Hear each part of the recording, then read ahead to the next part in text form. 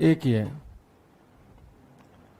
अब मान लीजिए इस पे मैंने दिया 3Q और इस पे दिया Q, तो हर सरफेस पे कितना कितना चार्ज आएगा। ठीक, तो यहाँ पे दो तरीके हैं, एक तो पूरा कंसेप्चुअली बताओ नेट इलेक्ट्रिक फील्ड जीरो करके, दूसरा सीधे ट्रिक बता दो। तो मैं दोनों काम कर देता हूँ, ठीक, कोई दिक्कत। तो मैंने मान लिया कि इधर मान लीजिए आया होगा x और यहाँ पे आया होगा 3Q माइनस एक्स, यहाँ पे मान लिया कि आया होगा y और यहाँ पे मान लिया आया होगा Q माइनस वाई।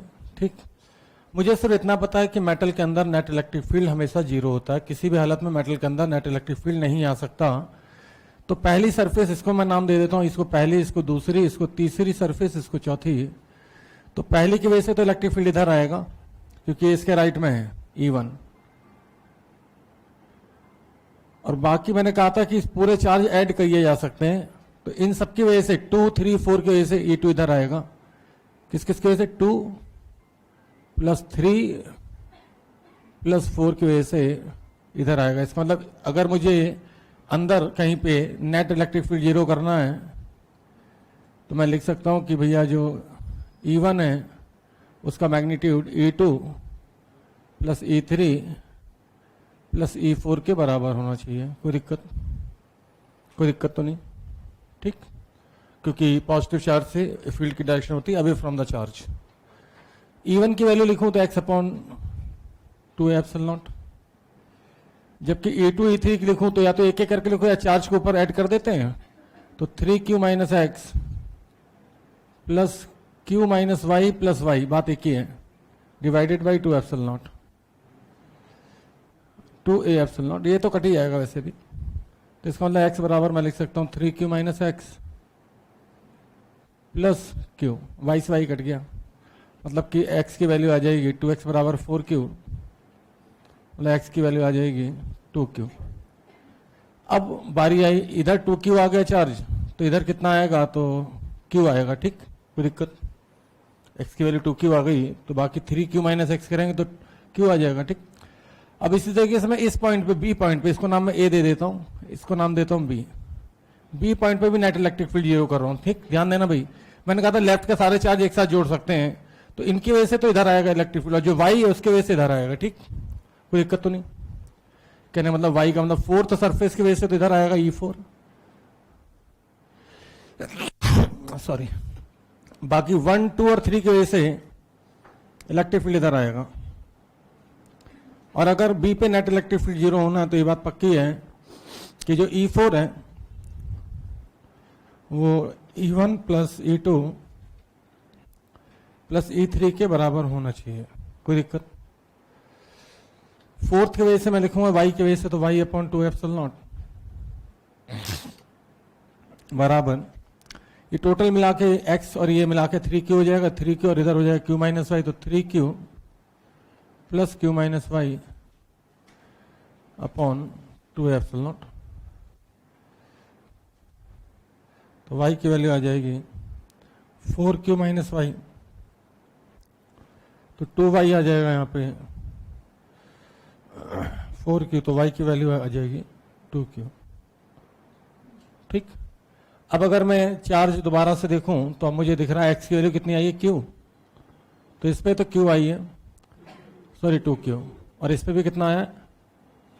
2Q। अब Q माइनस 2Q करेंगे तो इस पे आ जाएगा माइनस Q, और इस पे है प्लस Q। ठीक, तो आज नहीं, आज से सालों पहले, ये मेरा मेथड नहीं है, लोगों ने इसको जनरलाइज कर लिया। अगर आप ध्यान से देखें तो टोटल चार्ज को ऐड करो, कितना हुआ? 4Q, और सबसे पहले आधा आधा बाउंड्रीज पे दे दो, आधा आधा मतलब 4Q का आधा कितना हुआ? 2Q इधर बाउंड्री पे और 2Q इस बाउंड्री पे। फिर चार्ज कंजर्वेशन लगाया तो 3Q टोटल था, 2Q इधर आ गया तो इधर कितना आएगा? Q, फिर उतना ही इंडक्शन से माइनस में माइनस Q इधर, और फिर अगर माइनस Q और 2Q को जोड़ो तो फिर से Q यहाँ पे। कोई दिक्कत तो नहीं? तो ट्रिक आज की मेरी बनाई नहीं, बहुत पहले बन चुकी है। तो अब मैं लगाता हूँ 5-6 शीट, कितनी? 5 या 6 या 7 भी लगा सकते हैं।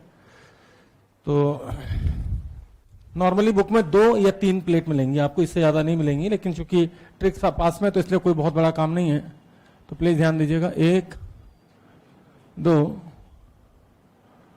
3,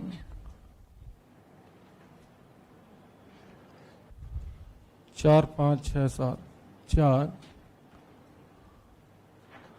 5 6 7, कोई नहीं लगाता 7 बात, मैक्सिमम लगाते हैं 3।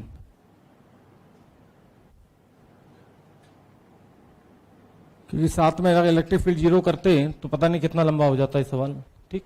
लेकिन अभी ट्रिक है तो कोई दिक्कत नहीं है। इस पे चार्ज दे दिया 4Q, इस पे दे दिया 2Q, इस पे दे दिया 0, इस पे कुछ दिया ही नहीं, इस पे 6Q, इस पे 3Q, इस पे 5Q और इस पे 4Q। देखो यार टोटल कितना हुआ, टोटल हुआ 24। तो ट्रिक क्या है भैया, 24 को करो आधा, तो आधा का मतलब कितना हुआ 12 12। तो सबसे पहले 12 इधर दे दो और 12 दे दो इधर सबसे पहले।